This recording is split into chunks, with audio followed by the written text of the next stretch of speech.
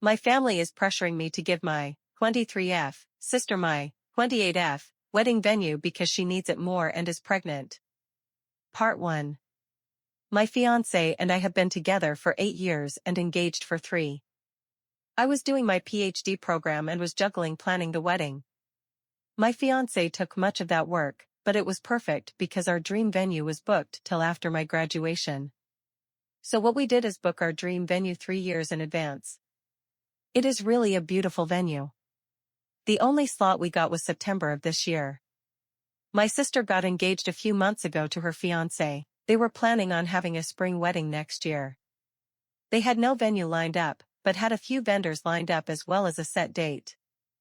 My family is pressuring me to give my 23F sister my 28F wedding venue because she needs it more and is pregnant. Part 1.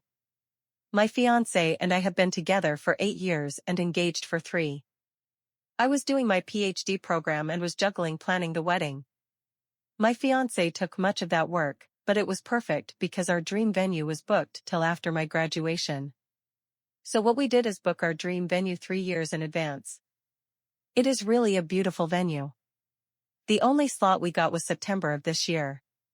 My sister got engaged a few months ago to her fiancé. They were planning on having a spring wedding next year. They had no venue lined up, but had a few vendors lined up as well as a set date. My family is pressuring me to give my 23F sister my 28F wedding venue because she needs it more and is pregnant. Part 1. My fiancé and I have been together for 8 years and engaged for 3. I was doing my PhD program and was juggling planning the wedding. My fiancé took much of that work, but it was perfect because our dream venue was booked till after my graduation. So what we did is book our dream venue 3 years in advance. It is really a beautiful venue. The only slot we got was September of this year. My sister got engaged a few months ago to her fiancé. They were planning on having a spring wedding next year. They had no venue lined up, but had a few vendors lined up as well as a set date. I tried to defend myself and my mother said you waited 3 years. Would it have killed you to wait a few more months? When has your sister ever asked you for something? A few comments later my fiancé got really mad and we left. My sister called me crying and said that it was unfair that I always get what I want and that I could have done this one thing for her. Dad said it is just a venue and what matters is the person who you are marrying. He is kid of right. But we have been planning for so long. My fiancé is furious with my family and doesn't even want my sister to come. Now my family is threatening not to come because I am being selfish and my sister needs it more than me because having a baby is too stressful. I tried to defend myself and my mother said you waited 3 years. Would it have killed you to wait a few more months? When has your sister ever asked you for something? A few comments later my fiancé got really mad and we left. My sister called me crying and said that it was unfair that I always get what I want and that I could have done this one thing for her. Dad said it is just a venue and what matters is the person who you are marrying. He is kid of right. But we have been planning for so long. My fiancé is furious with my family and doesn't even want my sister to come. Now my family is threatening not to come because I am being selfish and my sister needs it more than me because having a baby is too stressful. My future father-in-law told them to fuck off and basically ripped my mom a new one for expecting something so ridiculous and that they were going to lose me if they kept playing favorites. So my mom is now crying too and saying that my father-in-law is an ass. This is just getting so pathetic. It seems straight out of a bad soap opera. My in-laws are driving to us currently with some supper and wine and basically told me to not worry and that no matter what happens that they will be my safety net. I cried of happiness. Part 3. So it hasn't been that long. But this post blew the hell up. I was expecting only a few answers but the support was overwhelming. What boggled my mind is that this story flooded over to mainstream media. But let's get to the story. So since this went viral a lot happened. My sister saw this story while browsing on her Reddit ACC. She lost her mind. She accused me of painting her like a loony and misinterpreting facts. Info: my sister got wind of the situation due to various media outlets and went on Reddit. She said that I was being unfair. That she is family and that she asked it nicely because she loves me. She also underlines the fact that the opinion of internet strangers doesn't count because family is more important and I should focus on making my family happy. The only text I sent back was this: I am sorry that you perceived it that way. I did not in any matter distort what happened. As you might notice, I didn't describe your tone nor exaggerated anything. Perhaps you have that night different in your mind than I do, but I digress. I am sick and tired to bending to your will. My whole life I have been your servant and your doormat. Remember all the birthdays I had to share with you because you would throw a tantrum because you didn't get presents? Or when you cried so that I would fill out job applications for you? But the thing that has hurt me most till now is when you ruined my graduation. I am done. I admit that I also spoiled you, but I will not any longer. If you want to marry so bad before your baby is born, then you could look at Hotel X, that offers last-minute weddings. I have spent too much time planning my wedding to gift it to you, and if you want to ruin our relationship over this, then go ahead. I will sleep sound and safe knowing that it wasn't my fault. She only sent me a wow. You must love me so very much. And blocked me.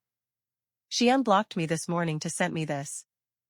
Wedding planner: hello dear, I got the message from your mother and will proceed with the rebooking of the venue on the spot.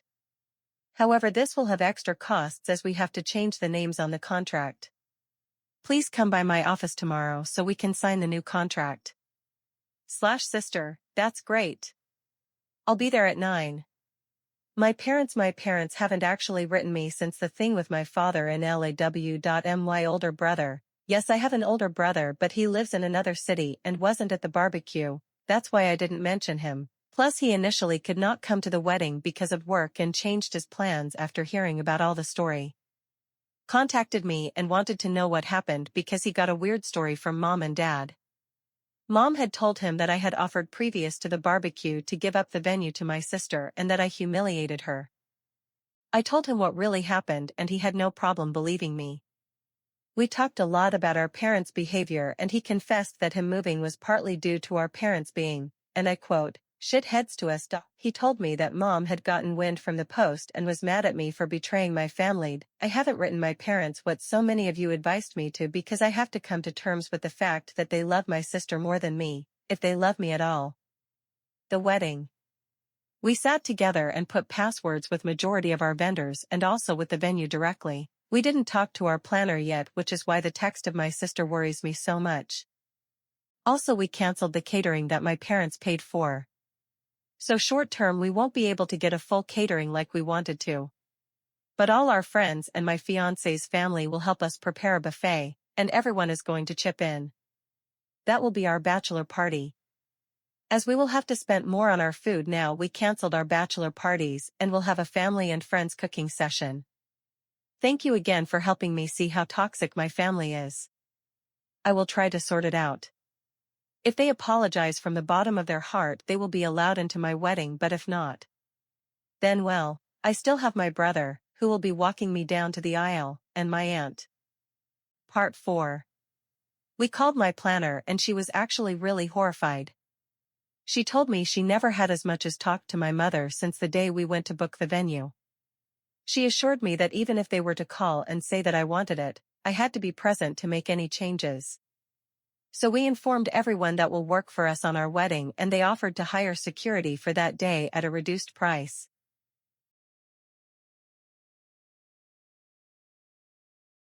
Neighbor kept parking on my property, so I had him towed.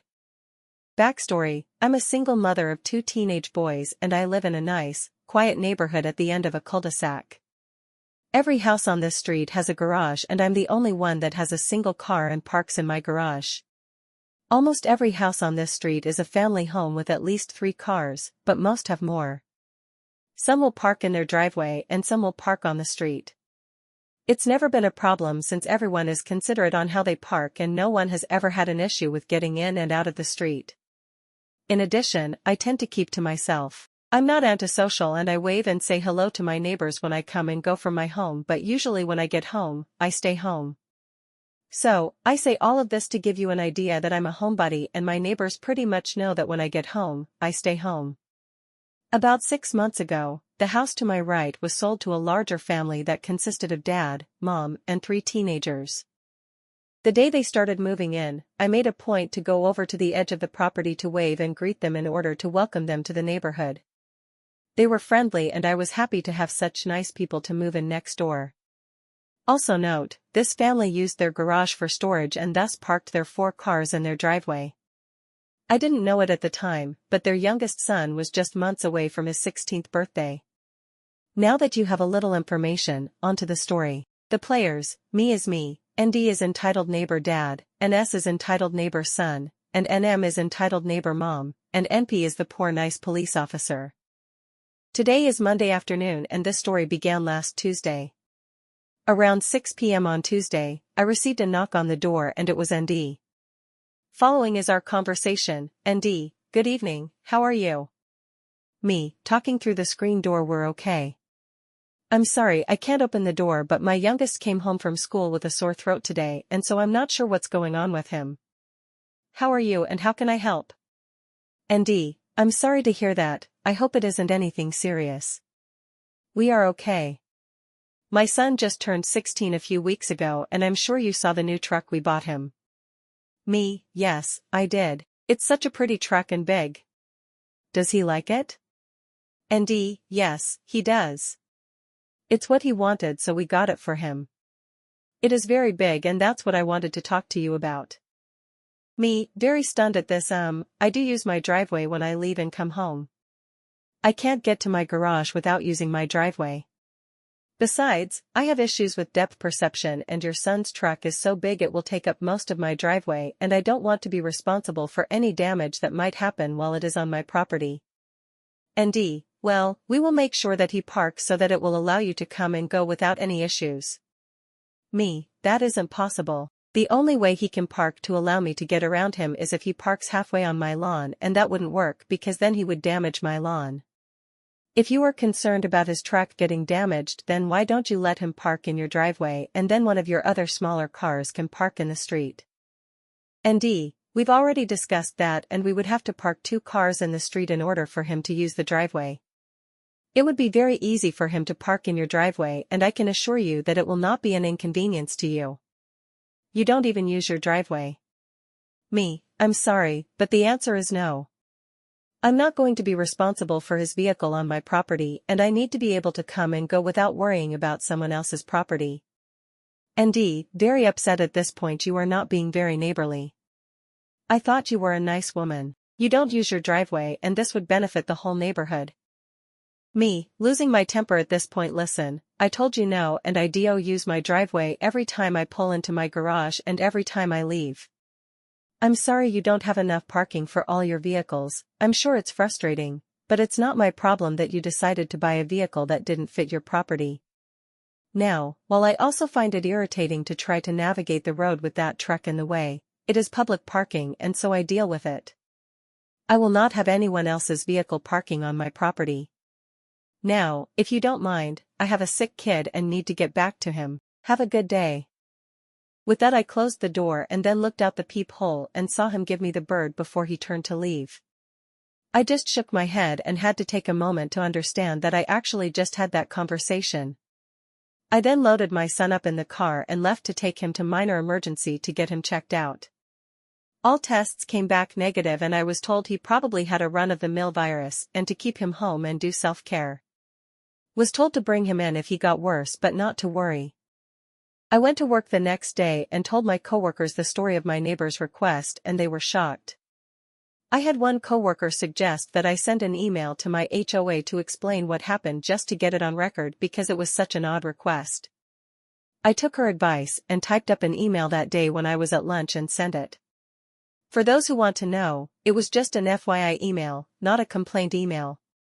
It basically stated that my neighbor made a request to park on my property and when I declined, he got mad at me and I wanted it on record just in case anything ever happens. So very glad I did. So, Friday comes and my youngest son has been home sick since Tuesday afternoon. When I got home Friday evening, I checked him and he had begun to run a fever and was complaining of several other things. I had been doing self-care with him since Tuesday and he didn't appear to be getting any better. Around 7 p.m., I decided to take him back to minor emergency and loaded him up in the car. I opened my garage door and I was absolutely shocked to see that very big F-350 sitting in my driveway, blocking me. I can't describe to you how angry I was to see that vehicle sitting there. Now, before anyone starts asking me how I didn't know it was in my driveway, it's because my street is very busy and cars are coming and going all the time, and unless someone knocks on my door, I don't bother watching every vehicle that drives up and down the street. The only window that can see my driveway are the ones in my kitchen, and I keep those curtains drawn and never look out of them. So, I get out of my car and stomp over to my neighbor's house and bang on their door. NM answers the door and this is the conversation. NM, irritated and kind of angry, can I help you? You are interrupting our dinner. Me, your son is parked in my driveway after I told your husband he couldn't. I need to take my son to minor emergency and that truck is blocking me in. It's at this time that ND walks up behind NM and proceeds to talk. ND, he isn't blocking you in, you can get around him. Me, no I can't. You need to move that truck or I'm going to call the police and a tow truck. I need to get my son in to see a doctor. ND, turning to call for his son and then turning back to me, he's not blocking you but I will have him move it. Me, it doesn't matter whether you believe he is blocking me in or not. He is not allowed to park in my driveway. No one is allowed to park in my driveway, and if I find an unauthorized vehicle parked in my driveway again, I'm not going to bother to knock on your door, I'm going to have it towed. It was at this time I saw the son arrive at the door with his keys in his hands and I turned to leave and head to my car to wait for him to move it, and I heard him call me that famous B word every woman has heard at least once in her life. I ignored him and headed to my car and watched as he got in and after some effort finally was able to back out of my driveway and parked his truck in the street a little way down the road. I was able to leave and take my son to minor emergency where, as we waited for several hours to be seen, I shot off another email to my HOA about what had just happened.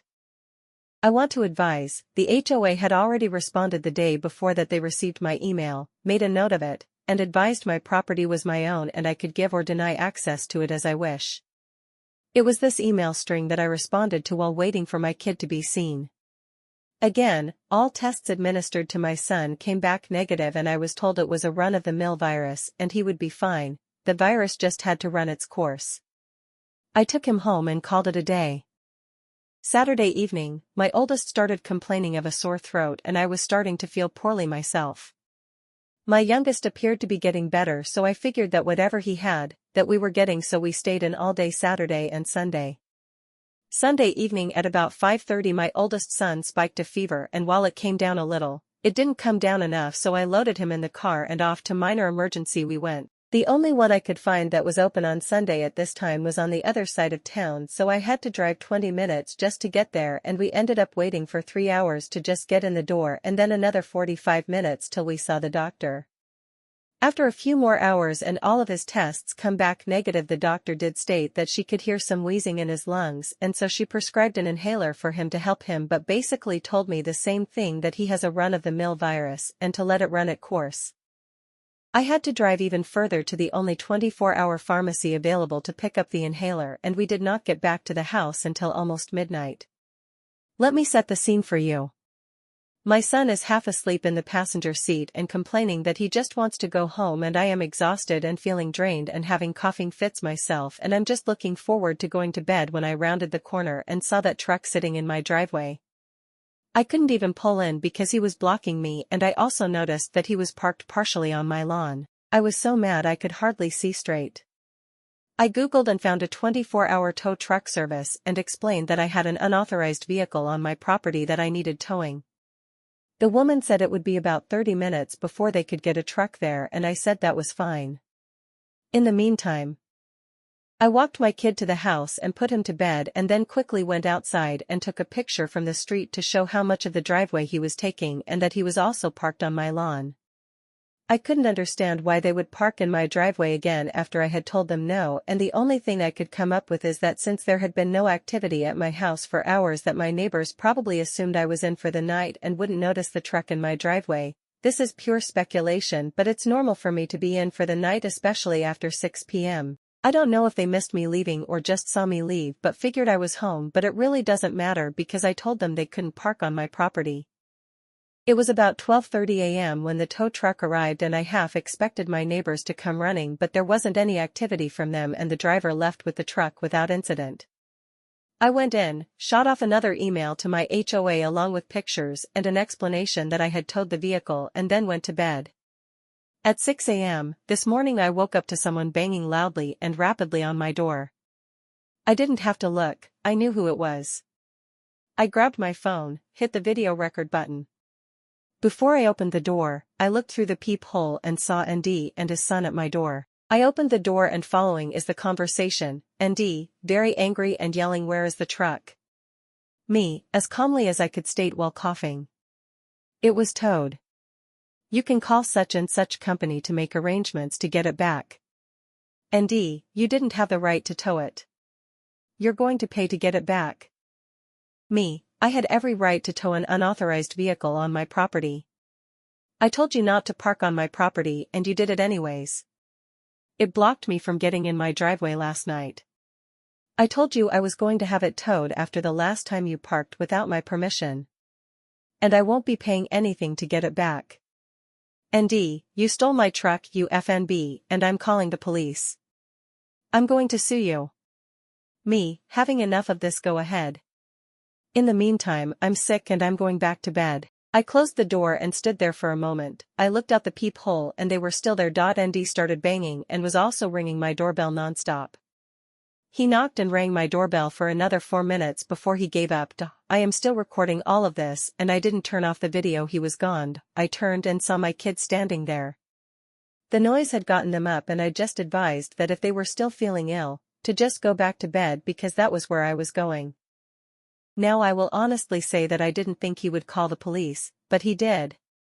It was about a half hour, I really wasn't looking at the clock, that I heard the doorbell ring. I got up and looked through the peephole and a police officer was there. I opened the door and had the following conversation. "NP, good morning, ma'am. Sorry to bother you, but we had a report from your neighbor. He is stating that you stole his son's truck by having it towed from the street and we need to talk to you about this issue." Me, "Good morning, officer. My neighbor is only telling you half the story. I had his truck towed this morning from my driveway when I returned home from minor emergency. I couldn't get into my driveway and I have already told him twice that him and his family can't park on my property. This issue started last week and I have emails to my HOA, pictures of his truck parked in my driveway this morning, and a video of my neighbor's visit this morning where he called me names and told me he was going to sue me and call the police. I can show you if you would like?" NP, "Yes. So, you are saying that the truck in question was on your property without your permission and that you had it towed?" Me, "Yes. Last Tuesday he asked if I would allow his son to park in my driveway. I told him no and he got mad at me and flipped me off before leaving. Then Friday evening, when I was leaving, I discovered his son had parked in my driveway and I couldn't leave my garage. I went over and demanded they remove the vehicle and I told them at that time that I would have the truck towed if they parked on my property again. I came home late this morning and the truck was in my driveway, so I had it towed." NP, I just want to confirm, you are saying that it wasn't parked on the street but in your driveway. And you have proof of this? Me, "Yes, sir. If you will give me a minute, I will print off the emails that I sent to the HOA that documents the issues and I will also show you the picture and video as well."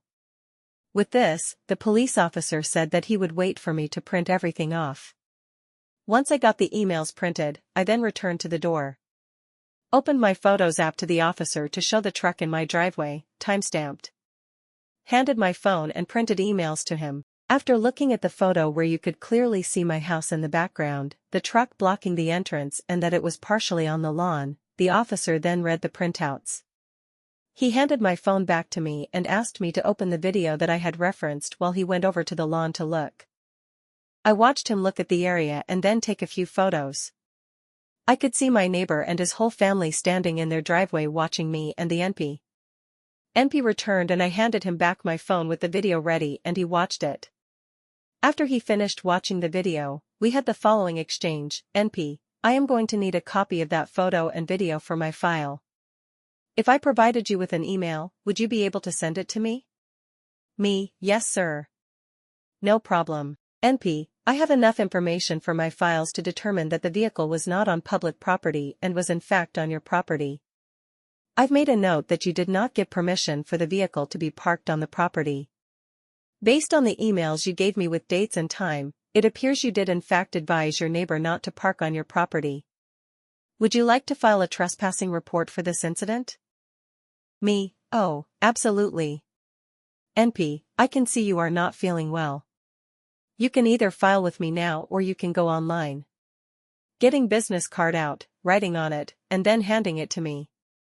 Here is my business card with my email address that you need to use to send me your photo and video, and the case hashtag is on the card as well. Do you want to file with me now?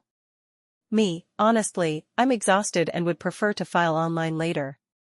NP, okay. Reference this case hashtag when you email your evidence and file the online report. Also reference my name in the report. One more thing, I saw in the video where ND stated he was going to sue you for having the truck towed. He can sue you if he wants, and I would advise that you keep all of the evidence you provided me with today along with the case hashtag I just gave you. Give it a few days and you can request a copy of the report, and you will want to keep that as well. If you decide to file an online report, you will need to keep a copy of that as well. I'm going to go talk to ND now, and sorry to have bothered you. Me, thank you officer. I'm sorry you had to come out. NP, have a good day ma'am. Get some rest. With that, I closed the door and went back to bed. However, I am so mad that I didn't get any sleep. A few hours ago, I sent off my photo, video, and another copy of the HOA emails to the email address the police officer gave me, and then saved all of that information just in case. I also filed a trespassing report online. I then sat down and started typing this story. Not sure where this is going to go, but I am going to see it through. I know that I'm going to get a lot of pushback from people saying that I should have just knocked on their door and had them move the truck, but I feel that I was right to have the truck towed. I had already told them twice not to park on my property and it didn't stop, so this was the consequence. I will post an update later if there is anything that comes of my report, or if ND does actually follow up on his threat and sue me. If you read all of this, thank you, and again, I'm sorry for the length.